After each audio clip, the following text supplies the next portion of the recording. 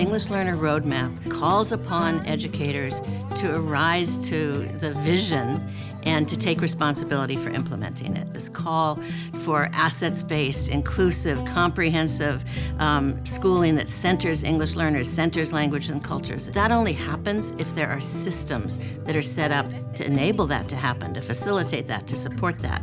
And so the role of the district is really important. A district that steps up and says, we're going to create some coherence across our district. We're going to build pathways from preschool up to high school. We're going to do the work with our administrators and our counselors and our parents and our teachers. And so the district role is huge in giving life to this roadmap.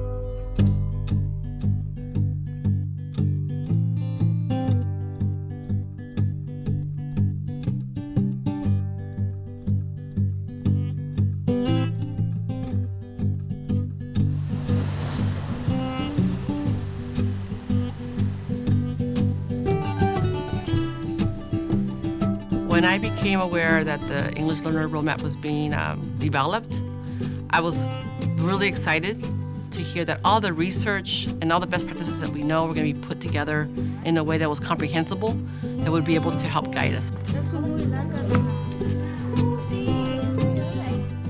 Principle 1 of the roadmap is about embracing the languages and the cultures of who the students are and their families and their experiences. Parents assess us. They tell us how they're doing based on their experience at their school. Having that in the professional development has really helped our parents understand the roadmap and use it as a tool to advocate for their students at their site and to advocate for strengthening our EO programs across the district. Al asistir a estas reuniones que hacen en el distrito escolar, nos damos la oportunidad no solamente de aprender a la educación de nuestros hijos, sino también a conocer más padres. Hay muchos apoyos, mucho de dónde agarrar, los maestros están involucrados. Si tenemos alguna pregunta también la podemos hacer, y si no lo saben ellos lo investigan por nosotros y nos ayudan a comprender lo que nosotros estamos necesitando en ese momento. We have our doors and gates open to all of our families whenever there's a question or there's a hurdle. Our job is to eliminate those barriers so that parents can feel welcomed and part of our community. And I think that leads to parts of systems. Me gusta también hablar español porque uso más el español como con mis abuelos, y cuando unos de mis primos hablan inglés, les puedo ayudar a traducir lo que andan diciendo si no lo entienden. Cuando yo llegué a este país y yo no sabía inglés, así como tú le estás ayudando a tus primos, así hubo muchas personas que eran bilingües y me podían ayudar. Dentro del comité de ILAC somos responsables para apoyar a la directora y a la escuela acerca de los beneficios y los programas que podemos brindarle a los estudiantes aprendices de inglés.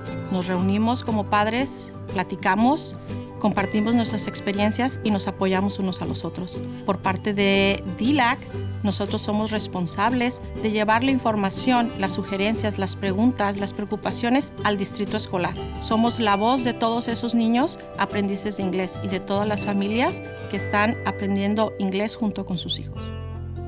Supporting our dual immersions has been very critical. We have grown. We only had one school, Beamer Elementary, and now we have 3. And we have a strand at the middle school and high school for students to continue building on their biliteracy. So that is something that we are very proud of. We have a huge celebration for the Seal of Biliteracy every year.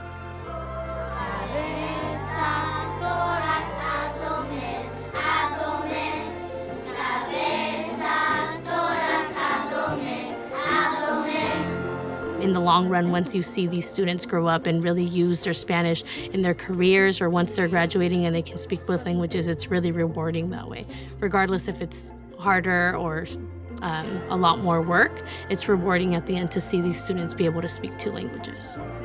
You have to fund what matters, right? We do spend several millions of dollars, very targeted around LCAP goal number 3, around EL specialists, around professional development, training, extra duty pay, coaching money, collaboration money. We do invest heavily LCAP dollars in order to close the achievement gap. It won't happen without the monetary investment. Vision statements are important, but if you don't fund them appropriately, then they're not going to happen. We don't do this work alone. We accomplish what we accomplish because of our partnerships with everyone involved, our parents, our teachers, our staff. If, as a superintendent, I pay no attention to the English roadmap, if I don't ask questions about the English roadmap, all those things send the message that it's not important. My staff needs to understand, my community, that this is important to meet the needs of our English learners. This work is a labor of love.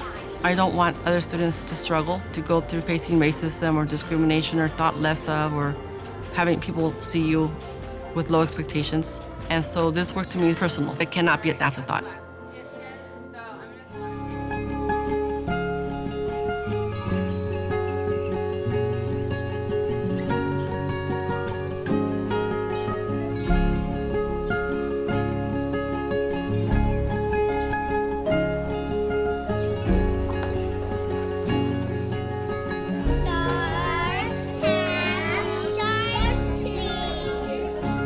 When we began to look at the English Learner Roadmap, we tended to look first at Principle 2.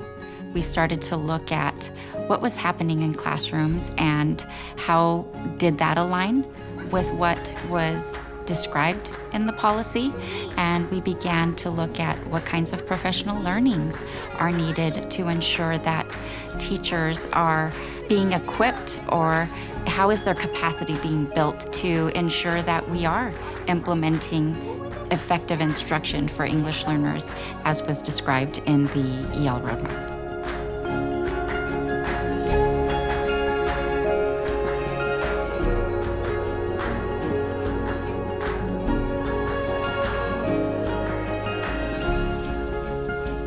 The SEAL professional development is done in stages, Module 1, Module 2, Module 3. So we get to hear a little bit, learn a little bit, and then we get to take that back to our classrooms and try it.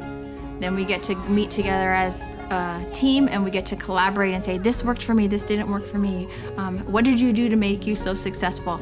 We have coaches that we can reach out to in our district that are willing to come in and model. If we say, that really was a tough strategy, I really struggled with it. What can I do? Let me show you. And then seeing the coaches model it, sometimes, oh, okay, it's an aha moment. The kids are engaged in different activities. It's all built around content, but they're using language and they're building their learning in center-based spaces where they are owning their own learning experience and supporting each other in the learning experience. We have seen our students come alive again through the learning that is happening through the professional learning that SEAL provides.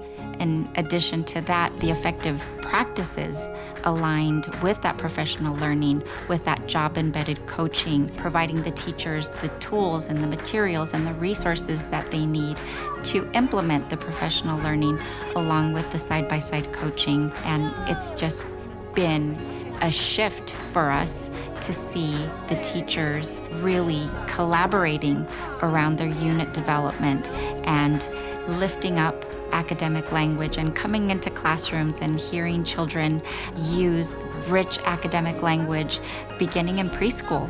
So that has been another byproduct of investing in and really lifting up and looking deeply at the English Learner Roadmap and how to best serve the needs of our English learners.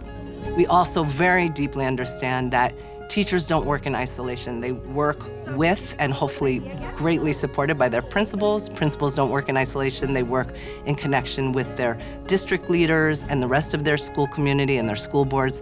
So really thinking about how are we supporting and building coherence across all the levels of the system. That professional development that we get from our district, providing us time to leave our classroom, but knowing even though we're leaving our students, we're coming back with so much more. So every time I've had to leave my classroom, I'll say things like, wait till I come back tomorrow, I'm gonna have something new for you. And it's just the kids get excited about it. Las acciones resultan en una consecuencia, así tiene sentido cada ocurrencia. We need to prepare teachers to be able to also include families and engage them in what our students will be learning and preparing them for that, this global society. And to be completely transparent, is it work? Yes, it is, but it's such valuable work. It's a comprehensive approach to student learning, to language acquisition, to literacy. I mean, it's just so much that it does for our students and giving them that welcoming environment. I have students that come not only from Mexico, but they come from South America and also from Asia. So I have a lot of multiculturalism here in the classroom, and students are able to express themselves and really be proud of their journey and their family's journey and their voyage to America. My mom was born in China, right here, Qingdao, and then she came over here to America, to Georgia, for high school and stuff. How long did it take your mom to come? How long did she travel for? A day, because airplane. A SEAL classroom is rich with language, it's rich with learning, it's seeped in content. The kids are engaged. They are asking questions, they are absolutely speaking, using language. The EL roadmap is important because all EL learners have different needs. It makes us excited about teaching, which makes our students excited about learning, which makes our families excited about being engaged.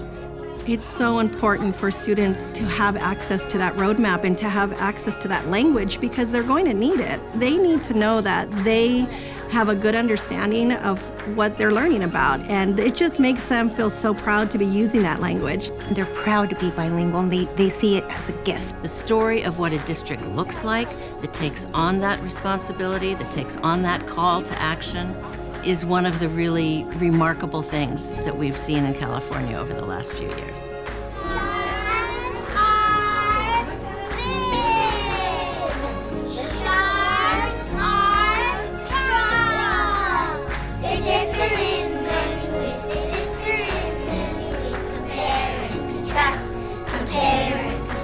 Papa, you're going to share first.